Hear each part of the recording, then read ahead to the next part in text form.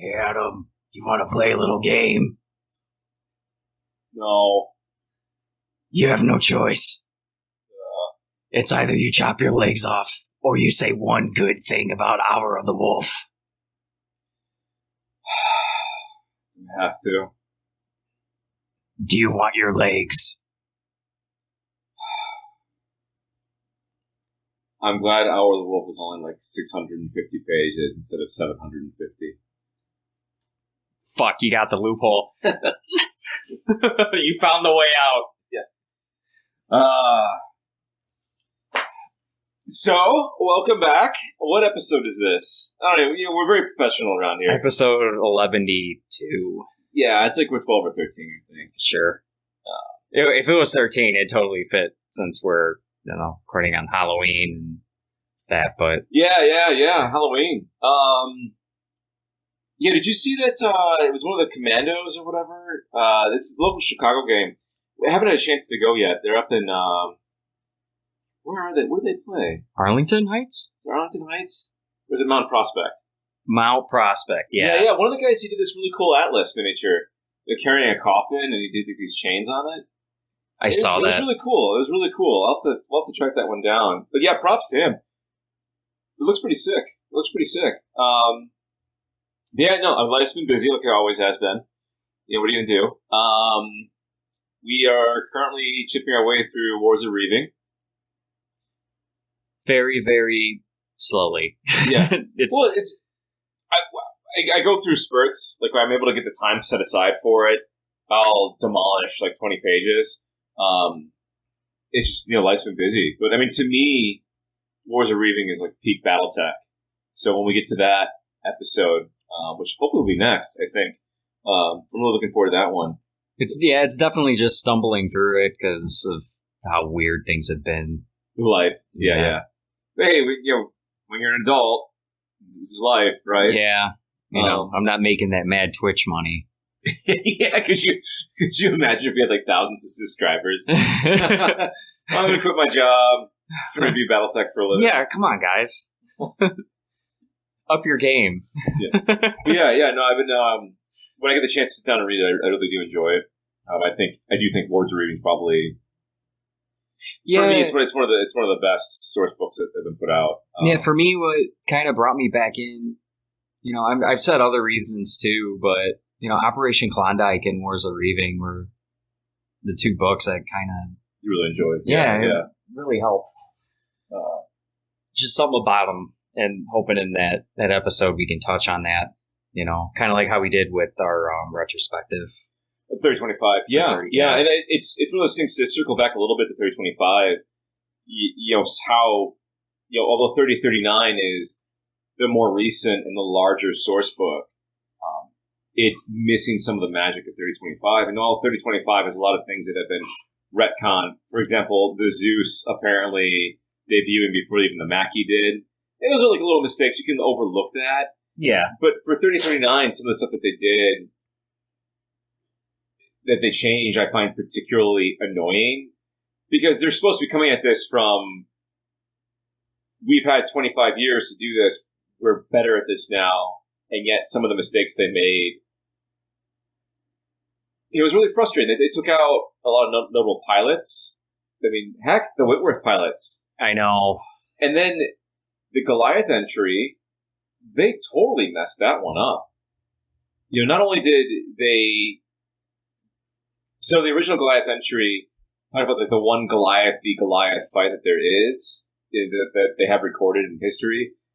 Not only did they swap that around and mess up which successor state it was in 3039, but then they messed it up for the notable pilots, and I can't remember which one was right and which one was wrong. Like they rewrote it, and they just messed it up completely, which is really disappointing. So it's kind of circle back a little bit. To that so episode. would you say, considering that Battletech Legends is probably peak Battletech? Oh, I don't know if there's enough typos in Legends. They fixed some of the typos when they did the hard copy version. But yeah, that's a whole other episode too. Did that disappoint you a little bit, honestly? That the typos were gone? And some of them were pretty bad. Yeah, the Battletech Legends book. I know we mentioned before. We'll have to do a whole.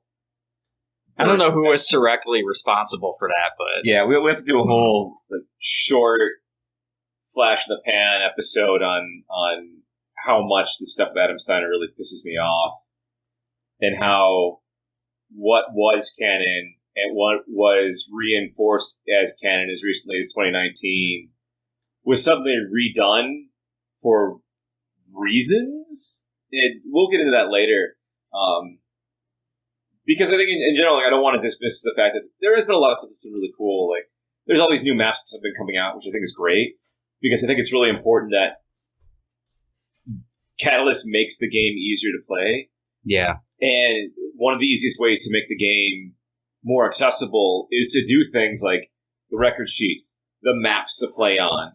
And you can say what you want about the miniatures, but at least they're available for Iron Wind. Like, you can get them. But it's been the one thing that's been consistently available for 30 years is the miniatures. Yeah, it's kind of ironic how everyone was complaining about print on demand when it came to BattleTech, and it's technically that's what Iron Wind's been doing for so long. Like, yeah, you can get it. And, again, metal miniatures are really fast to make, and they're economical to make, even though materials have gone up in price. They're made here. They're not stuck on a boat. Yeah, and that's another thing, too, is I know people have been upset about Kickstarter fulfillment, and I don't want to. That's one of those things. Like, there are things that Catalyst has done right, and there are things that I believe that they have enthusiastically fucked up. Yeah, but there's one thing. There's been a shortage of shipping containers. There has been a shortage of truckers, and so not just the U.S. because I don't know if you've been following stuff at the Port of L.A., Dan. All the boats just sitting out there? Well, and there's not enough trucks to get the containers out of the port, and apparently it's like one road.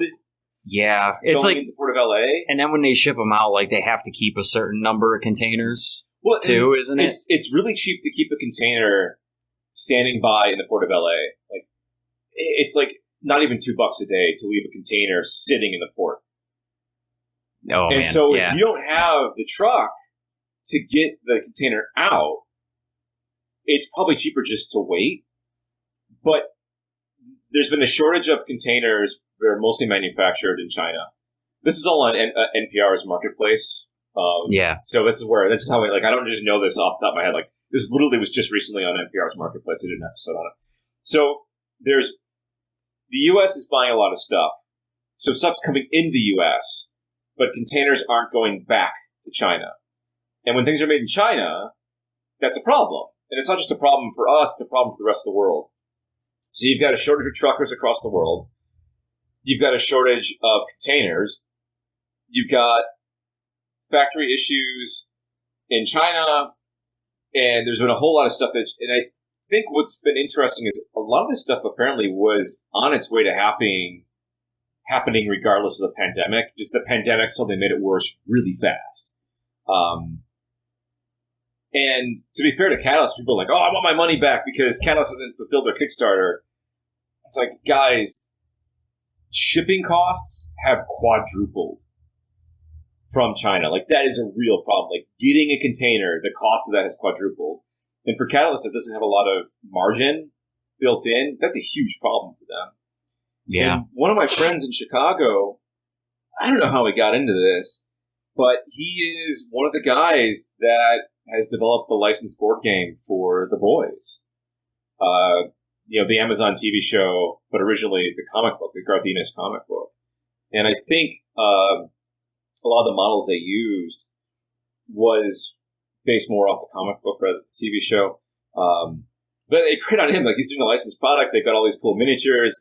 I think the centerpiece is a giant bust of whatever the main villain is / anti-hero. I don't know. But yeah, I mean, if you were at Gen Con and you saw that, like, that's his game. So it's really cool that I know the guy. And it seems like it's really high production quality.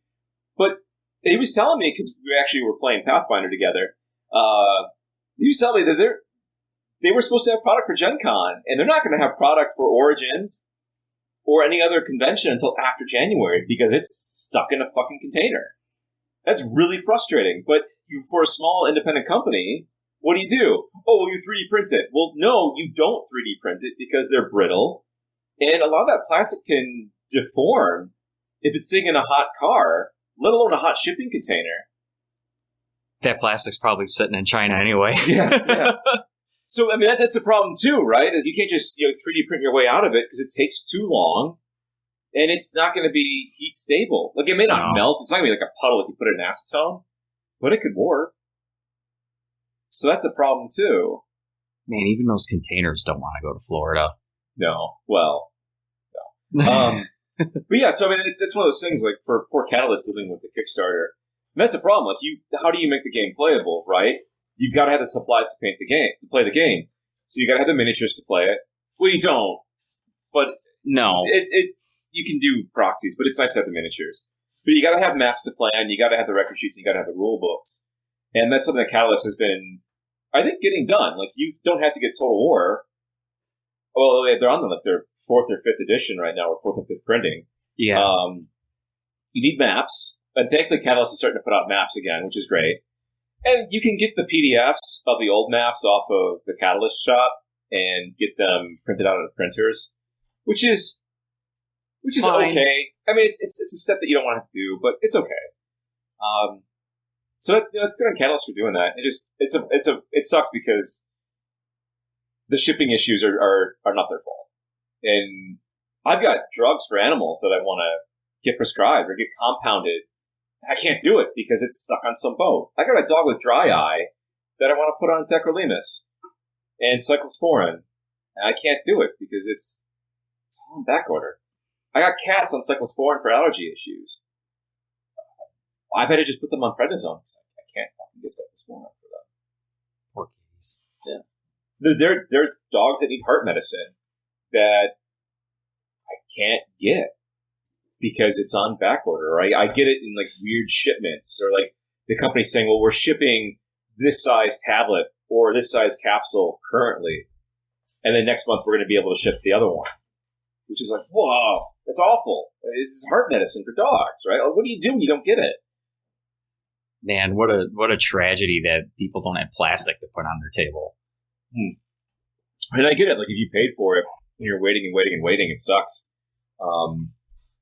But this is the one time where it's definitely not Catalyst's fault. I mean, to me, it was Kickstarter. That shit happens. Yeah, you come to expect it. How often does something ship on time? I know. Catalyst is definitely not the only one to do that. Now, if you buy something from the Catalyst shop and it doesn't ship, fuck them. Yeah, I had to wait 2 years for my goddamn dice. Yeah. But they eventually got it fixed. But yeah, the Catalyst Kickstarter shipping stuff it's just, the whole global supply chain is foobarred, and it's going to be like this for 18 months.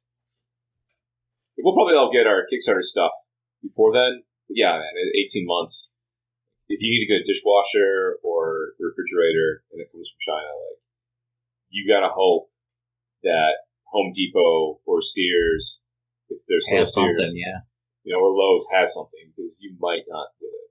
It took me forever to get the new motor for mine. Yeah. Because it wasn't GE or anything. I think it's Danby. It was like I think it's made in like Canada, but the motors actually came from China, from what I understand. Yeah. So I was on like 5 or 6 different websites, and I had like 3 or 4 orders going, and one of them just happened to have one like sitting in the warehouse or something. Yeah, it's kind of like, at this point, you take what you can get. Yeah. If you need a refrigerator and it doesn't match the rest of the appliances in your kitchen because you can't get that model, but it was either don't have a choice. It was either do what I did, or have to buy a new dishwasher and wait for it to come over. Yeah. It's a real problem. It really is.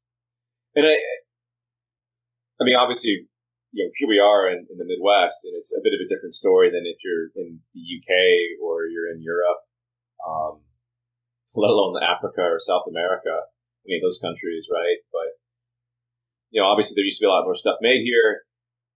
I don't want to see Blaine and Brent's miniature company fail.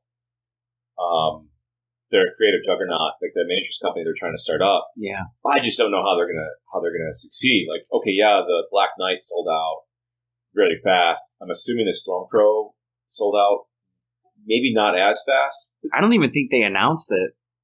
I think it did go on sale.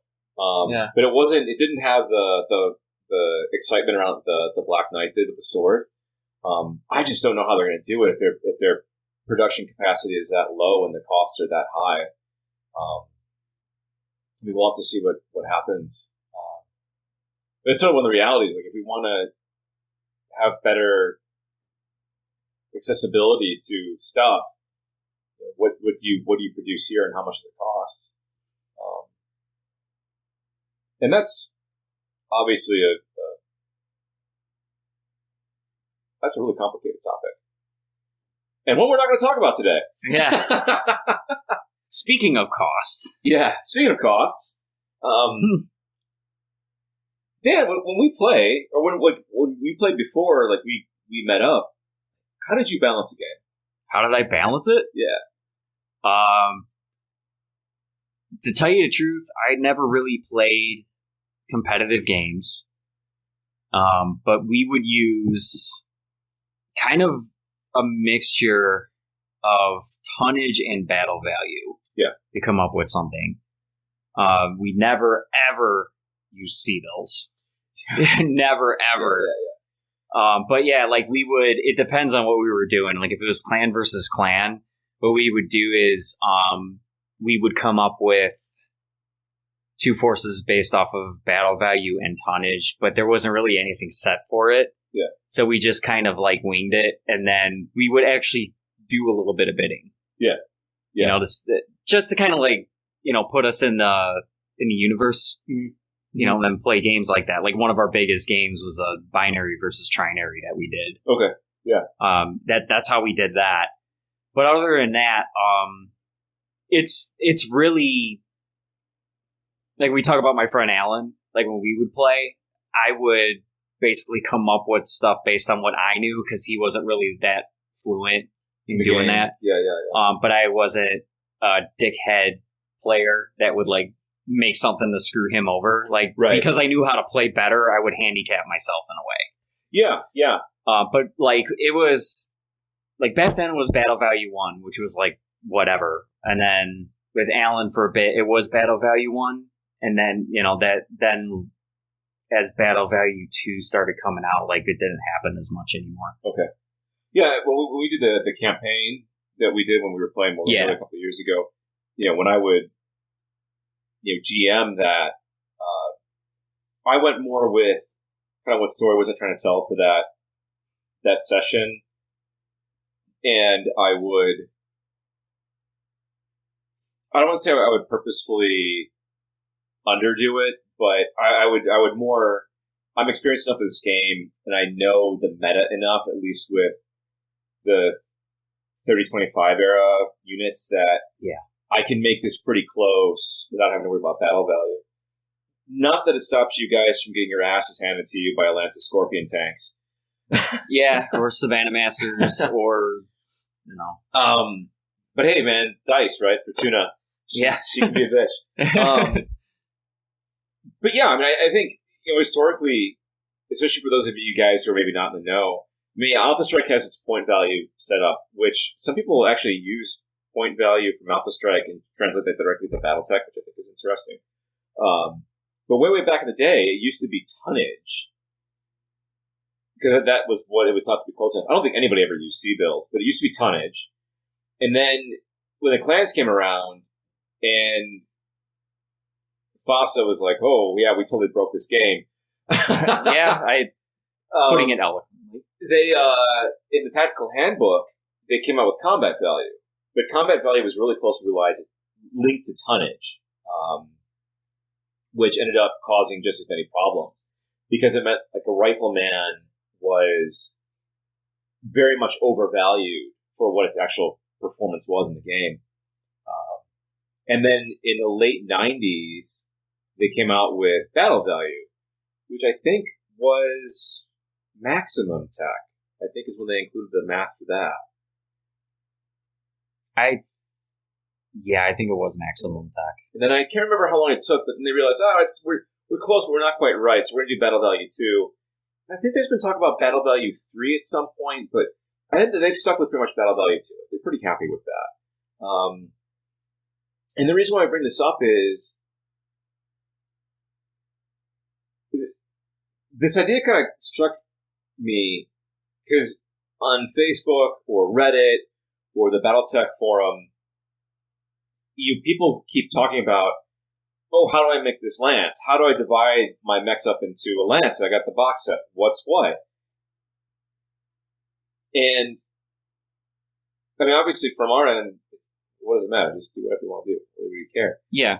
But then it's sort of this realization of, okay, what do I have as my fourth member? And no one ever talks about battle value because Catalyst hasn't pushed it, and it's frustrating because it's almost like, okay, what mech should I get? Well, what's your battle value currently? How do you take this lance that you've made and take it to a game store and play a game? And it's frustrating because it seems obvious, right? Like every game system does this. Every game system has like a standard point value that you bring to a fight. And like, how are you supposed to have tournaments? How are you supposed to be able to just go to a town and play a game and bring your stuff? Like, why are we coming up with these random forces that have no context or meaning? And then how do you play with them? And it's really frustrating. And it's also frustrating that there's like pushback against this, right? Yeah. What do we actually want? Yeah. Well, you know? That's what I want is a standard point value and tournament rules where you can build a lance or a star, and that there'd be some flexibility in this. Like, yeah, because clan mechs are just, their battle value is so much higher that it blows away anything in her sphere really fast. But what I want is some sort of standard way to create a force, because that not only makes it easier to play the game and easier to have different lances that you've made for different situations, easier to create handicaps for more experienced players. Yep. And an easier way for beginners to create a force. And if that force doesn't work, hey, it's not the end of the world. You then go back and tweak it. You find something else and substitute something in. And there's no way to do that. And doing this, too, because a lot of the pushback is you would think people wouldn't be able to play what they want anymore. Yeah. And it's not true. You know, because you can even have it tech agnostic. Yeah. You know, so I want to say, because back then we used to use, we did battle value 1, but 2 was like really where it started getting a lot better. Yeah. And I kind of vaguely remember there was even like force multipliers in that too. I think there was force multipliers for BV1. The problem, I think, with BV1 was that it was really easy to cheese things. Like, you could take like a Warhammer, load it with flamers, and then put like a couple good weapons on it. Yeah, and you could tank that battle value because of the heat cap. Oh, geez, customs break the game. Yeah. But yeah, it seems weird to me that this never comes up because, I mean, to be the point, like every game system has this. Every fucking game system has this. Yeah, every one of them. And like there was like one of the guys I follow on YouTube. His name is Miniac. I guess he's gotten really into a Song of Ice and Fire, the like board game. Yeah. And there was a local tournament near him, and he just went. There were only like 5 people there, but he played 2 or 3 matches that day, and that's great. Like he had his force, and people had their forces. You can't do that with BattleTech, and it seems so weird. You know, Flames of War, Warhammer, X-Wing, Bolt-On, or Bolter, Malifaux, Infinity, like, even like old school, your historical reenactment games, they probably all have some sort of way to balance forces. Like, why? And BattleTech has it, but the developers haven't pushed it. And it's like, why not? Well, they almost have it. Almost have it. Yeah. I think, well, the other thing is, too, is how the game actually is presented. Because right now, with all of these plastics coming out, they want it to be that. You could tell, like, that is what they want it to be. Well, I think with the, but even with the boxes, I think it's designed that you can use the SBAs, or like the Lance formation abilities,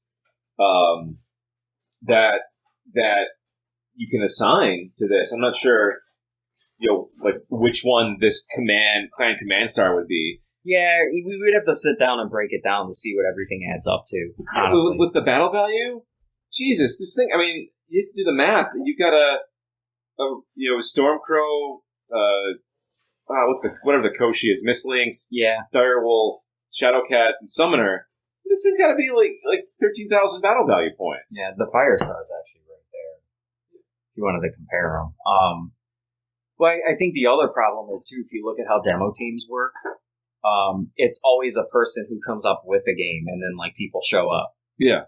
Opposed to you just walk into a store with a set force like you're talking about and just sit down and play it. You don't have to worry about somebody digging up units for you to play or, anything like that. Yeah, if you want to, it's one of those things that battle value should be a lingua franca for the game. It should be one of those things that you've got, and there's multipliers for how skilled your units are.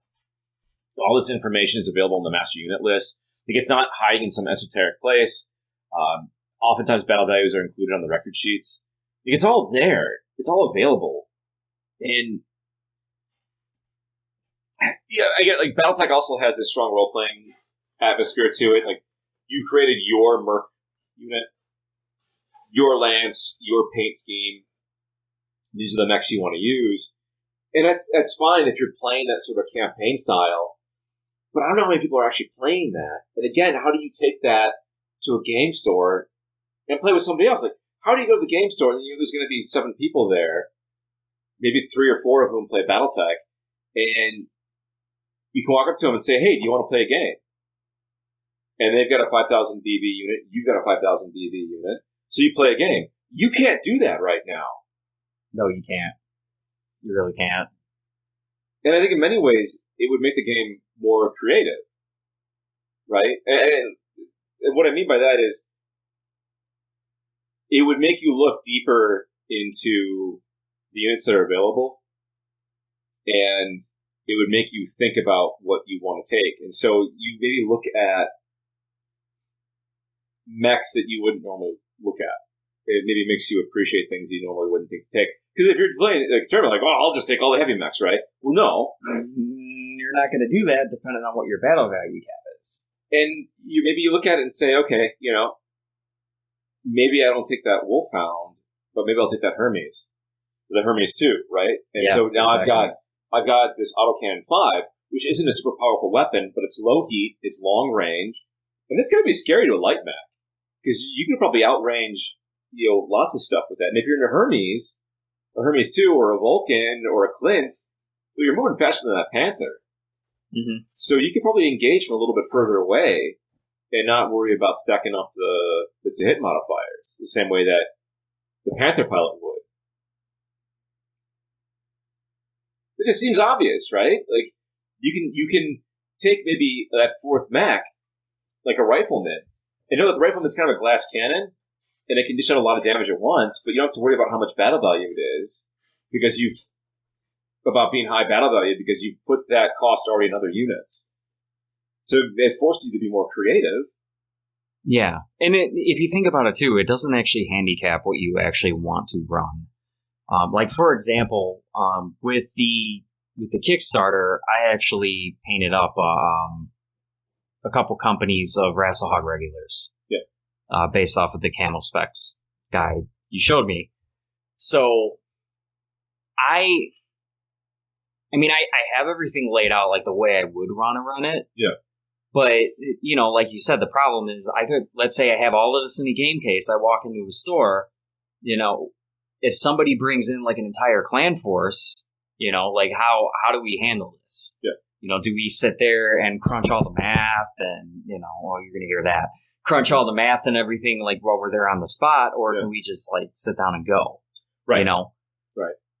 But then, then you got things that are problems because the clans use 5, Industry uses 4, like where do you balance it out that way as well? And I mean, it's tough because there's a number of different approaches, and part of that's because of, Battletech having an ongoing meta, and what does that look like? And I think for a 3025 or 3039 era game, maybe the battle value is 5,000 or 6,000. And then if you bring in a clan star, I mean, maybe that's 10 or 12,000. Mm-hmm. And then it's easy for the person who's playing Intersphere to bring 2 lances to the fight. Yeah, because it can't necessarily be how it seems that the new box sets are pushing it, where it's 5 against 8. You know what I'm saying? Yeah. Because you get 8 mechs in the Intersphere box, essentially, which is what a game of Armored Combat is. Yeah. And then with the clan expansion, you get 5 Omni mechs and like a handful of elementals. Yeah. But are they really balanced against each other? I mean, I haven't really sat there and looked at it, but I don't imagine so. I mean, ideally part of the thing is there hopefully would be enough room in the battle value total that you could account for pilot improvements.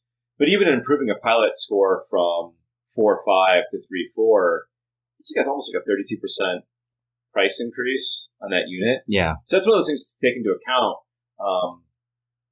And then, Comstar level 2. Because apparently everyone's painting Comstar now. I don't know why. Yeah, I know. That's so weird to see so many people painting Comstar, but it is what it is. It is what it is. It's what they like. But yeah,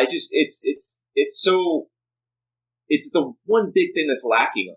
How do you take the game and just play with people? And I mean, it's probably like if you or I were to say, hey, let's put together whatever size force. We've got enough hanging around in our shelves that we can do that without too much issue.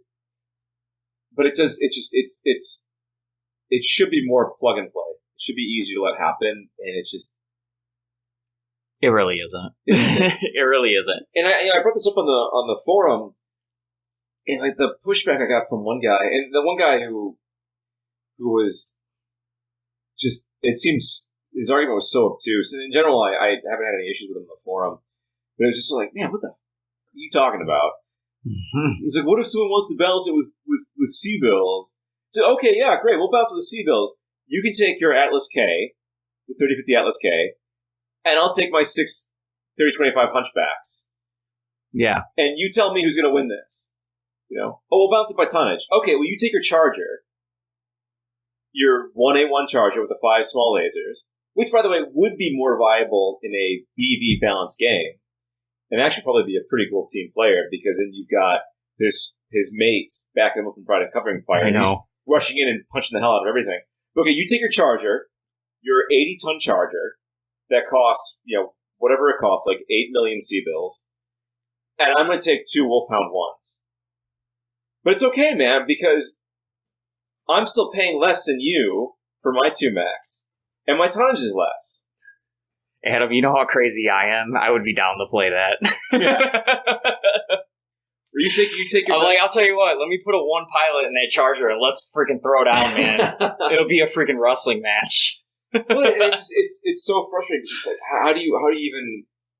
Because a battle mech cost, the biggest things to affect battle mech cost are, number one, engine size, and whether or not it's an XL or double XL. Mm-hmm. Because those make mechs extremely more expensive. And then tonnage. That's where the costs come from. Not even so much the weapons, not even so much the armor. It's all tonnage and engine. That's where the vast majority of the cost comes in. And you look at it, you see the increase in price. I mean, the Atlas K from 3050, because it has an XL engine, is almost... It's like 16 It's million, like 20-something. Is it really? Yeah, it's like Wow. It's like 2.5 times as expensive as the normal Atlas. with the Atlas D. And it's just one of those things. Like, I mean, that's great for role playing. It's great for if you're playing in universe, but it's not great for balancing a game. And to even pretend that C-bills is something viable to balance the game with is ludicrous. Absolutely fucking ludicrous. Oh yeah. In a way, you would start feeling bad for all the clan players. Well, you really would. I guess for the clans, they kind of deserve it anyway. Well, they're communists. They don't actually have a economy. True, that's true. They pay in Kerenskis or K-bills, but they don't really care. Chuck E. Cheese bucks. Yeah, it's if they can even find stuff to make, the engine or whatever. So it's really maddening because it's like, okay, I'm going to make a unit and I'm going to take, these mechs and I'm going to pump up their skills. And suddenly, because you've got a better pilot in this mech that technically has a lesser battle value, you can do more with it. You can make those decisions. Do you take a lance of, plotting assault mechs with regular pilots? Or do you take a lance of medium mechs and give them really good pilots and see? Like, you're hoping that you're not going to hit with that autocannon 20 that much. Mm-hmm. But if you're a bad pilot, you got to hopefully hit with that autocannon 20, but you're seeing different strategies evolve. And I don't know what a good battle value really should be. I mean, 5,000 or 6,000 seems right for a 30-25 game based on an average lance of a light, 2 mediums, and a heavy. Yeah. Well, this is kind of turning into a house rules episode. I mean, the problem is it shouldn't even be a fucking house rule. It should be. No, it really shouldn't. It really shouldn't. That's a shame. I meant that kind of like, because like our first episode was about buffing autocannons. Well, yeah. Yeah. And a lot of people do that. Not ours, like specifically, but a lot of people do that because of how lackluster they are. Well, force building is pretty lackluster in BattleTech as well, and I think that's way more important than the autocannon problem. So I think with battle value, overall, it's well done. Battle value 2, it's well done enough that there's an argument for doing a tech agnostic approach. I mean, you can take whatever you want. If you want to put a clan mech with, a couple intersphere mechs or something, you can do it as long as it fits within the battle value. It should be close enough that it's doable. What blew my mind was going through the numbers. How good a Hellbringer Prime is based on battle value. Now that Hellbringer has really tissue-thin armor. Yeah. But it's got 2 ERPPCs and a targeting computer.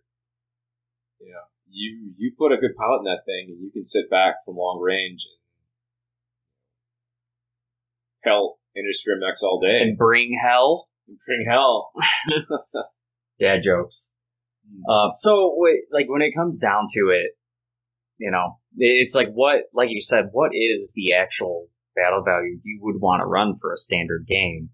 Because if anything, they always push like BattleTech itself should be played lance versus lance.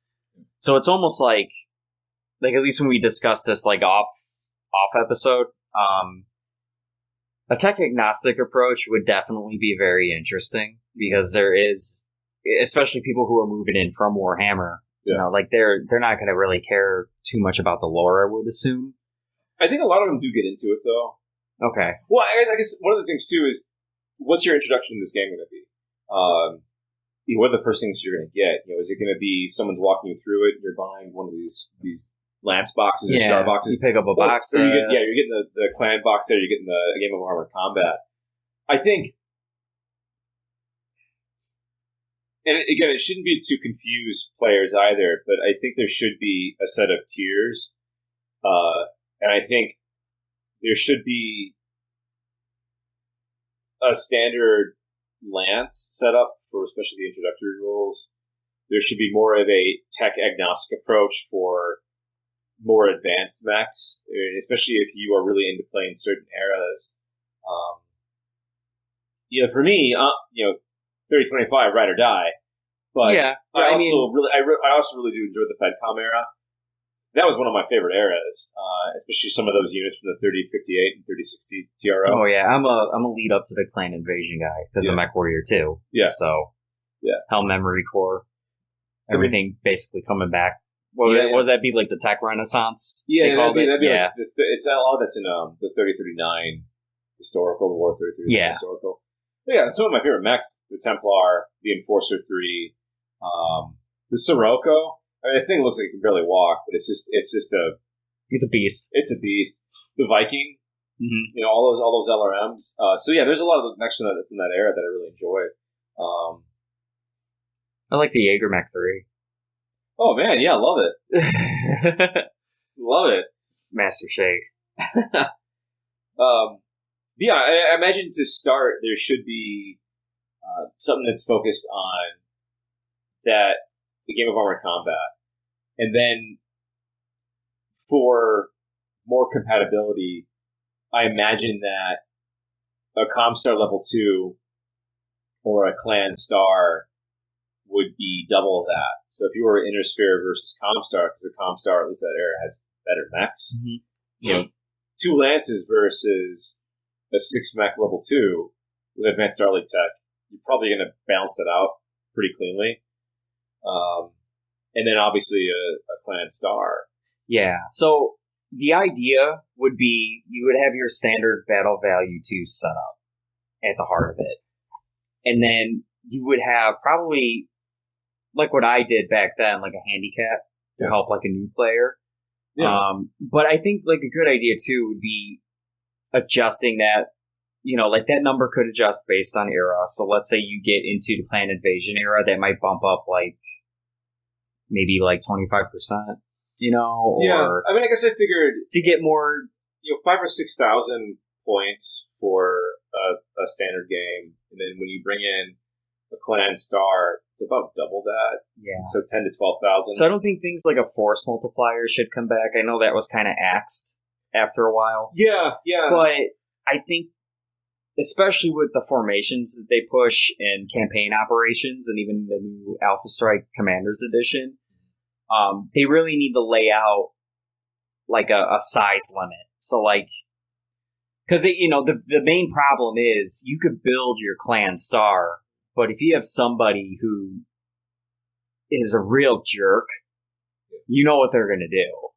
Like you'll see a bunch of Savannah Masters. You'll see like they're just going to be completely outnumbered. Yeah. So it's like you have to have some kind of like force building format on top of that too. Well, and in many respects, I feel like the Lance, special abilities, that kind of thing, from force formation, force creation, that seems to play more into it's a way to push the role-playing aspect. Yeah, role-playing aspect, but what's that, the Chaos Campaign stuff? Yeah. Like the war chest, and then taking different size units depending on what kind of mission you're going for. Yeah. That's what that seems equivalent for. But if you're just taking a Lance and you're just playing a one standalone game, you're just taking it to play at a game shop. If you don't want to deal with all of that. Yeah, that's why I mean, like, you should have it in tiers. You know? And the other thing, too, is, I don't know if they have battle value multipliers or, things that you got to take into account for if you're going to take those special pilot abilities for the Lance formation stuff. I mean, in many respects, I think the Lance formation stuff is interesting if you're playing a campaign. If you're playing with, like, Battalion v Battalion, you're doing these smaller things, or especially if you're using Alpha Strike. But it's almost like that shouldn't... I almost feel like that shouldn't be in there for just pickup games. Yeah. So we essentially we'd be like, okay, 4v4, 6,000 battle value, build a force. If you want to do more than that, maybe double that. So you'd have 8v8, 12. Well, and I imagine 1,200. It's what's nice is that you can go and you can have, like other games, right? I mean, especially, Warhammer is one of the ones that seems ever present. And there's enough Warhammer out there that although I've never played Warhammer, I picked up enough of it just through osmosis that you kind of you probably have 2 armies if you're really into it, at least. So you've got your Space Marines, because everyone has a Space Marine thing. Everyone's curious. We've all watched probably a battle report. Yeah. You got Orcs or Eldar or whatever. And, you've got your 2 armies, your 2,000 point armies or whatever, your 4,000 point armies. And you've got those with you, and so if you go to the game store, and this person likes playing X, Y, or Z, you may have a counter pick against that. So why can it not be that I've got 6,000 battle value points to work in, and I've got maybe 3 or 4 lances. And then there's no reason you shouldn't be able to take a couple options with you in a fucking chess box. Yeah. I'd have a box with some of my regulars in it, a box with my Litany Against Fear Merc Company in it, maybe even my trinary of battle cobras I painted. Yeah. Because I've always wanted to do the Devil's Bath scenario where they lose all of them. It's nice knowing that you're not going to be blown away by a more experienced player as well. Because just point values alone. So a lot of it can be down to skill and choice and die rolls, but it's not like you're taking a force that is extremely out of balance. Because the last thing you want to do is be a new player, just get your ass handed to you because you don't know how to play the game or how to make a force. Yeah, like some guys I want to do my Steiner Scout Lance, so I'm going to give you this. It's like the same value or whatever, and you're just going to roll with that. Yeah. And hey, you know what? If someone wants to get Steiner Scout Lance, it's fine. But all the pilots are going to be like 5'6". Yeah. And that's their problem, not mine. Mm-hmm. But the battle value allows for that. And it just, again, it's so weird that there hasn't been tournament rules the way every other fucking game does it. Every other game does this. How do you go to Gen Con and play a game with people? Yeah, it's rough. Guess I had that back then. I think they did. They had the Blood Name tournament. Yeah. And they had, you had to pick a certain unit and do that. And I think they had some lance building stuff back then too. I don't think it. Now I might be completely wrong on this, but I don't think there was anything really related to battle value with that.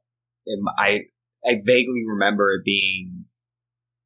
It might have even been combat value.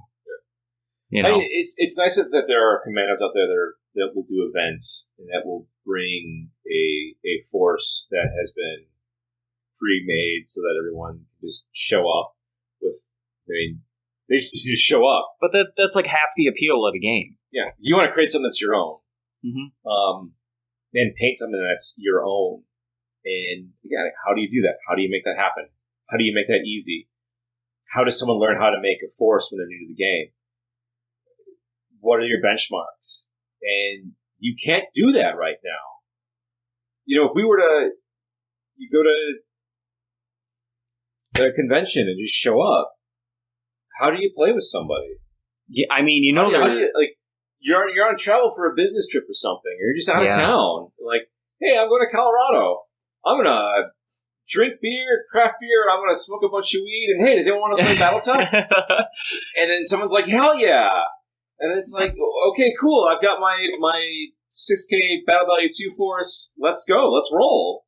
It'd be nice. Can't do that. Well, you know what, though? We kind of touched on it. If you go on painting and customs, you will see a lot of Jade Falcon, Delta Galaxy. You're going to run into those. You're going to run into a lot of Comstar. You're going to run into a lot of Clan Wolf Beta. Oh, that's all you see. Yeah. Yeah. So I guess we have that to work from, don't we? Yeah. Yeah, and if one of the big things too is Battletech is obviously a game that was designed for. It was really just a board game at heart. Yeah, a 4v4 board game. Small unit actions, and some of the scenario books, and that's one of the things worth going over at some point is looking at the old scenario books and seeing how big some of those scenarios got. And I think some of the biggest scenarios are in the later scenario books. So the Battle of Luthien, the Operation Bulldog one. What else? The Greatest Legion one, Day of Heroes, whatever that one was, that dealt with that latter half of the. Yeah, but the classic ones really got up to at most I think company versus company. The scenarios from the Fourth Succession War. Yeah, I know. Not the Fourth Succession War battle pack, Mm-hmm. This one came out like in the 80s, right after I think the Warrior trilogy. Some of those scenarios get really big, and it's too much. It's too much. Yeah, you probably need like a weekend to do that. Yeah, which would be fine. I mean, a lot of those scenarios were based more on turns. Like, what is the result? What's happened after like 10 turns? Yeah. Versus last man standing. So that's the way they would balance a lot of that stuff out and keep it relatively short despite the number of units. But actually, the Fall of Terra scenario book, that was really big too. Some of those ones were really big in that one as well. Yeah, I mean, the game was originally devised, lance v lance, and I think lore sort of implied that it was oftentimes a light mech, 2 mediums, and a heavy, maybe the occasional assault, in a unit. But then again, battle value for a lot of those assault mechs is not really that far off in 3025 era from some of the heavy mechs. No, they're really not, because they weren't built as like the assault mechs we have today. Yeah, these big like weapon platforms. Yeah. The Atlas had a pretty high battle value. The highest one in that intro era, I think, is I want to say it's the Marauder 2. Yeah, Marauder 2, I think the Banshee goes up there too, that 3S the Banshee. Yes, yeah, that one's pretty high too. But a lot of your assaults in that era were built, like everyone likes, like when they talk about Clan Ghost Bear, like they have a lot of like heavy scouts, Mm-hmm. but if you reset your brain a little bit, like they kind of go the opposite direction. Like your Battle Master was really supposed to be like a heavy mech. Yeah. That's the way it plays. The idea is that you could build a Battle Master in a 75-ton chassis. Yeah, and that's like what the Banshee like 3E is too at its heart. It's really just a bigger charger if you think about it. Yeah. I mean, sort of the Awesome, for example, was a really good assault mech. I mean, I still think the Battle Master is a really great assault mech because it's that mixture of speed and tonnage, and it's sort of where some of the meta of the game comes into play because you're still an assault mech. Physical attacks, larger internal structure, those all play a role in it. But if you construct battle value the way, as you like presented it, you would be able to do those things. Yeah. And that I think that's a good thing for BattleTech. It really shouldn't be like I said with the Steiner Scout Lance, like jokingly, it shouldn't be that. Like, you shouldn't walk up to a table and have somebody with, like, a pre-designated force, Because naturally, like, it's going to deter me from playing, if I was a new player, because I would know from experience with other people I've gamed with like that, especially when I dabbled in Warhammer, like, they have their optimum force that they want. Yeah. They're really there just to lay into an opponent,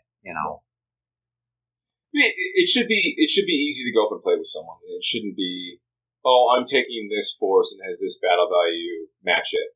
And it shouldn't just end up being... It's a big advantage. Yeah, it shouldn't just be some random number like, this is my force and it's 6,374 battle value points. Match it. It shouldn't be some random number like that.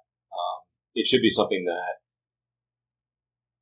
Pre-designated. Yeah, it should be something... And again, this isn't to take away from those people that want to create their own force. They use it in their ongoing story campaign. I just don't know who's playing those story campaigns. I don't know anybody who's got their random lance. Because when people say, this is my mercenary lance, I don't see anyone ever say, hey, this is the lance I've painted for my mercenary group that I'm using in my ongoing campaign. Like, nobody fucking says that. Mm-hmm. Someone's like, this is my Teenage Mutant Ninja Turtles lance. That's great. That's great. Cool. I'm glad you painted that. It's all heavy mechs. Like, how do you intend to use this? I know. Yeah. And it's rough. It's one of those things. Like, it's not going to limit you. It's going to limit you because you can't just take whatever you want and it can be some random battle value. But it's going to let you still be creative, and it's going to make you look at units that you wouldn't look at normally. Well, I mean, it'd be interesting to talk to people who actually are on the demo team too, because who knows, like, maybe games, like, think about, like, I've seen it posted like an Urby Derby. Okay. Everyone brings an urban mech, right? Okay. like battle value wise and everything, that's not going to matter. Right. You know? But if you were to take that same concept and like apply it, like think about how like battle value would handle that. I think it kind of works the same way. Like it brings more fun. Yeah. You know what I mean? Like it's gonna bring more fun back into the game. It's a level playing field too. That's a big thing. That's a big thing. I like to go back on your Hermes example. Like I like finding weird mechs to like throw together to see how they work. Yeah. Yeah. You know, you would look at that locust or that wasp or that stinger or that commando. Oh yeah. Because you've got to fit all these. Like all of a sudden, your Whitworth, your assassin, your Hermes. Those mechs are not looked on that fondly, but like they got a real good role to play now. They do. Yeah. They really do, because like physical attacks start looking more appealing. So it's like, okay, they're on the heavier end of the spectrum. They're going to do better, like that Charger. You know. Yeah. You know, there are other important things you can do with that battle value to work towards your agenda. You know. Yeah. Quick draw. Quick draw. I mean, one of those things, like, it's a good mech, but it doesn't get a lot of love because it doesn't have any like big knockdown weapons. Well, you can't use it in its context. You know, and like battle value too. You can't use it in that context if somebody's like, I'm bringing like 4 atlases. Yeah. There's no way you would do that. Right. Yeah, there's no reason you would take a quote-unquote bad mech. But suddenly every mech becomes viable because everything's got to fit within that battle value limit. Yeah. And there's no reason not to explore that. And I think that's a shame that Catalyst hasn't put together even just a downloadable PDF.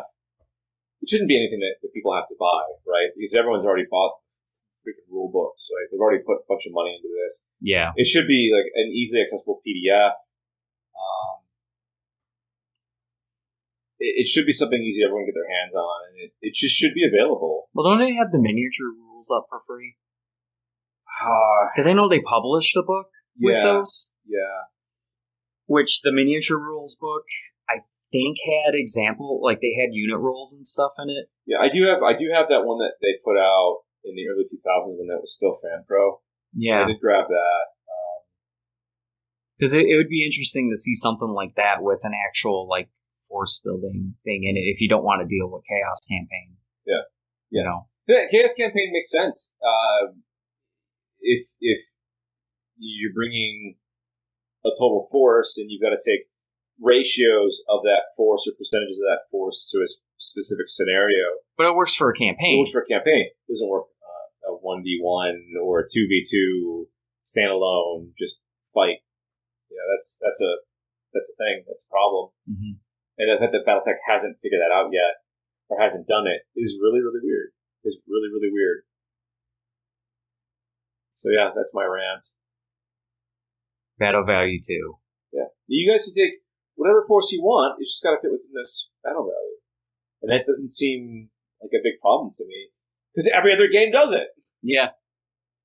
Every game, you can't take 4 giant centerpiece units in Warhammer and call it a day, right? You don't do that. No. But you still have to fit everything within a force, value, so that you can just show up and play. We have enough mech variants now. Come on, man. How are you supposed to be more people to play the game with if there's not something to work with? So yeah, that was just, I had to get that off my chest. Yeah. I had to just vent. Seems obvious. Do you feel better? I do. Because the game is fun, right? It's not just the meta and the storyline that comes with it. The game is fun, and it's some of the stuff that people talk about. They don't like all the die rolls. All those die rolls mean something. Every time you're forced to take a piloting skill roll, unless you're an elite mech pilot, it is sort of like, this could be a problem for me. I could fall. I'm a hunchback. Yeah. I can't survive a fall to any of my back locations without taking internal structure damage, right? Mm-hmm. And that's part of the fun. Yeah, you might have put all your battle value into that Timberwolf Prime, but all it's going to take is that Hunchback with a Gauss rifle to shoot that head off. Yeah. That's the best part of BattleTech, honestly. And it's there are things you can't account for. You can't account for the dice. You can't account for just bad luck, player decisions. But I think Battle Value 2 does a really good job of accounting for mech v mech, and even vehicles too, right? I mean, and the game should be easy to play. This was kind of circle back a little bit. This was a problem if you were playing tabletop games in the 70s and 80s, right? Like, okay, where do I get the miniatures I want? Where do I get the rule set that I want? Where do I get the table to play on? And this was if you're really into the historical war games. That's what came out first. Whether you're playing medieval combat or Civil War stuff or Napoleonic era crap. Where do you find the rules? Where do you find the miniatures? How do you paint the miniatures? So where do you find the information to paint the miniatures? BattleTech is doing a lot to alleviate that, right? And we're also living in a world where you can get paints of any type of brand really easily. You can get map sheets again. You can get the rules. You can get the miniatures, whether they're plastic or whether they're pewter. But how do you make a force? How do you teach someone how to make a force? How does someone play or learn to play better if they can't fucking play? And it's like the one thing that's missing. The one thing that's missing, and it still blows my mind. Like they kind of touched up on it a little bit, the combat manuals, the Draconis Combine and the Mercenary one. Yeah. But if you don't know how to build a force, because you don't have any guidelines on how to build a force, what do you do? Yeah. Sure, you can make a battle lance with, all your juggernauts or whatever, and it's legal for those lance construction rules, but what's your battle value?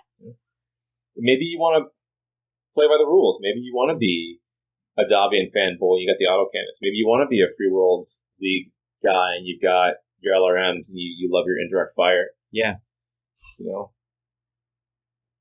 Maybe you're a Draconis Combine player, and you just want to take mechs that you can bum rush with. I'll run a lance at 4 Jaeger max. Yeah. Let's do it. Maybe you're Steiner, and all you can do is stand in place and shoot. Because you've got no finesse. Drink your stout in your cockpit and scream your stupid meme about 4 Atlases when it really should be 4 Zeus. So, just had to get it off my chest. It needs to be done. It really needs to be done. Yeah. Because I would love to be able to go to a game store in town with 12 mechs that I've got and just grab what I want to make a lance that I know is going to be so many battle value points, and I know somebody else is the same. We can just play. You already know it's going to be Jade Falcon, Delta Galaxy, or Comstar anyway. Yeah. That's okay.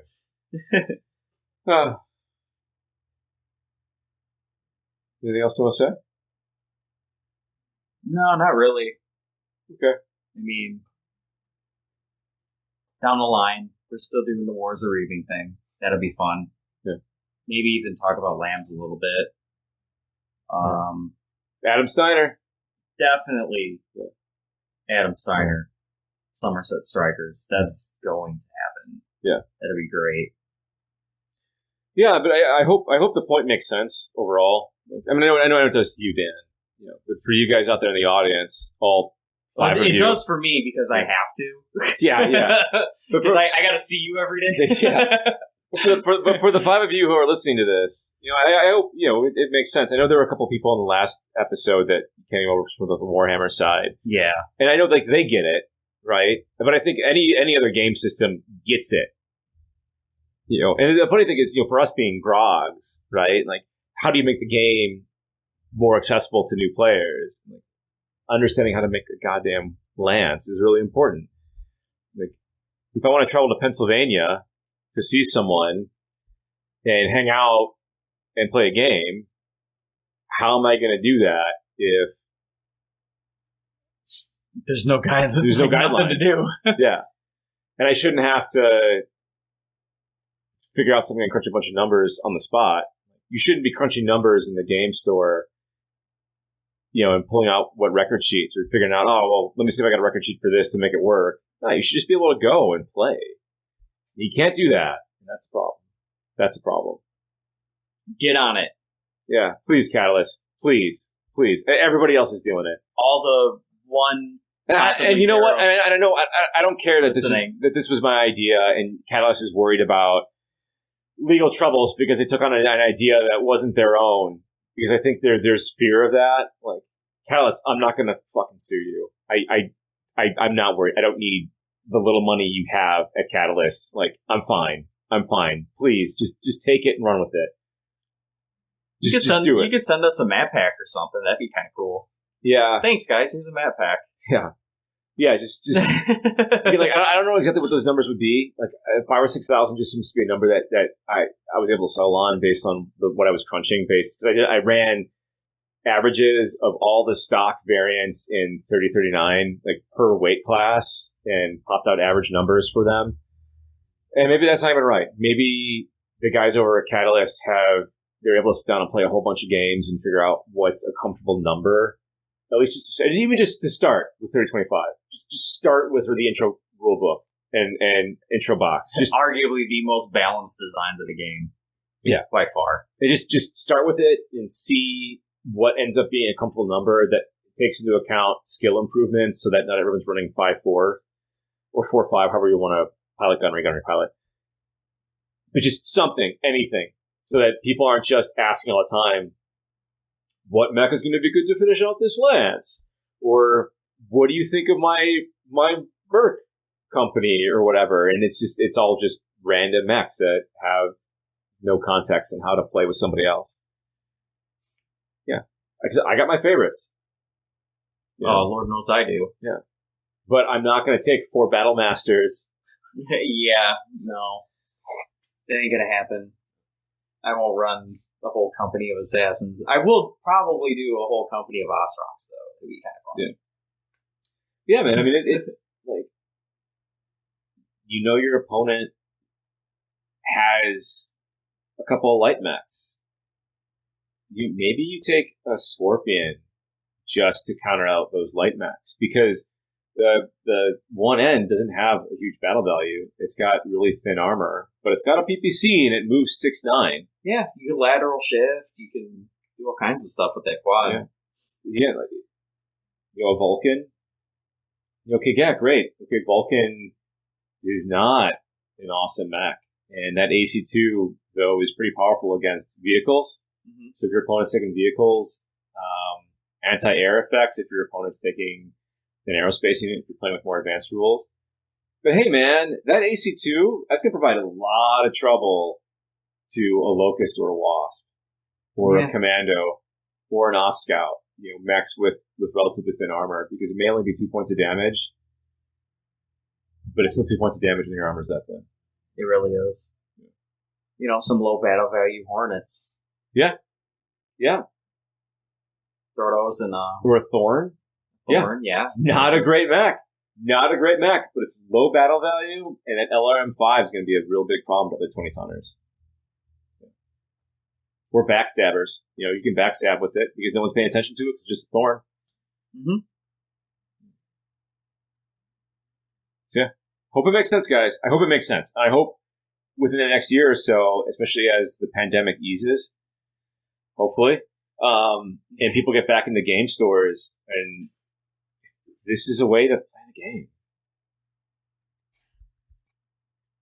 Kill some Delta Galaxy Falcons. Yeah. Always kill Delta Galaxy Falcons.